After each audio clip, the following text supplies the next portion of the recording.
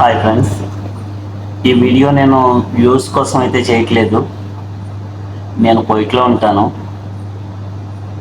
ఇది అందరికి ఉపయోగపడదు, కొంతమందికి. ఎవరైతే ఇంట్లో ప్రాబ్లమ్స్ కోసం విదేశాలు వెళ్ళాలి, విదేశాలు పంపాలి అని ఆలోచిస్తారో వాళ్ళ కోసం మాత్రమే. ఇండియాలో జీవితాలు పాడైపోయి ఏదో విదేశాలు వెళ్తే బాగుపడతాం కదా అన్న ఆలోచనతోని భార్య భర్తను పంపడమో లేదా భర్త భార్యను పంపడమో జరుగుతుంది. కానీ ఇక్కడికి వచ్చి మనం సంపాదించేది ఏమైనా ఎలా ఉన్నా కానీ ఉన్న జీవితాలు ఇంకా పాడైపోతున్నాయి. ఇక్కడికి వచ్చిన తర్వాత ఒక నెల 2 నెలలు అయితే కొంచెం కంట్రోల్గానే ఉంటారు. సంవత్సరాల తరబడి కంట్రోల్గా ఉండాలంటే కనుక ఖచ్చితంగా ఏదో ఒక మిస్టేక్ చేస్తూనే ఉంటున్నారు ప్రతి ఒక్కరు, ఆడవాళ్ళు కానీ మగవాళ్ళు కానీ ఈ టైప్ కానీ. అంటే అందరూ అని కాదు, కానీ 100కి 90% ఇలాగే ఉన్నారు. ఇంకా ఆ 10 మంది కూడా లెక్కల్లోకి రారు కదా. 90% ఎటుంటే అటే.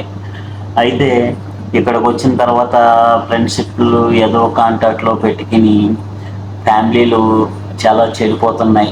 ఫ్యామిలీలు పిల్లల్ని వదిలేసి భర్తను లెక్క చేయకుండా భర్తను వదిలేసుకోవడానికి కూడా సిద్ధమవుతున్నారు.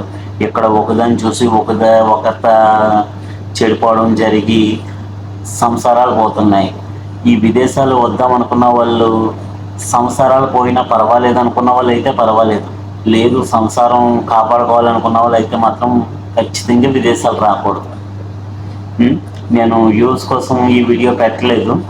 నేను కళ్ళారా చూస్తున్న సందర్భాన్ని బట్టి, ఇక్కడ జరుగుతున్న సిచ్యువేషన్ బట్టి నేను పెడుతున్నాను ఈ వీడియో.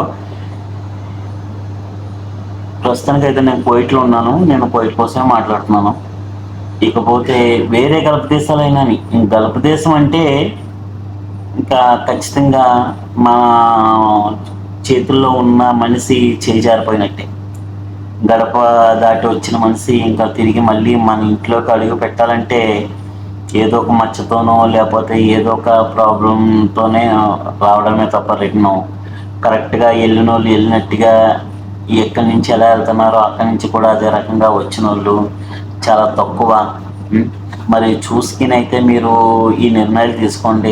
విదేశాలకి వెళ్తే డబ్బు సంపాదిస్తారన్నది ఓకే, డబ్బు సంపాదిస్తారు.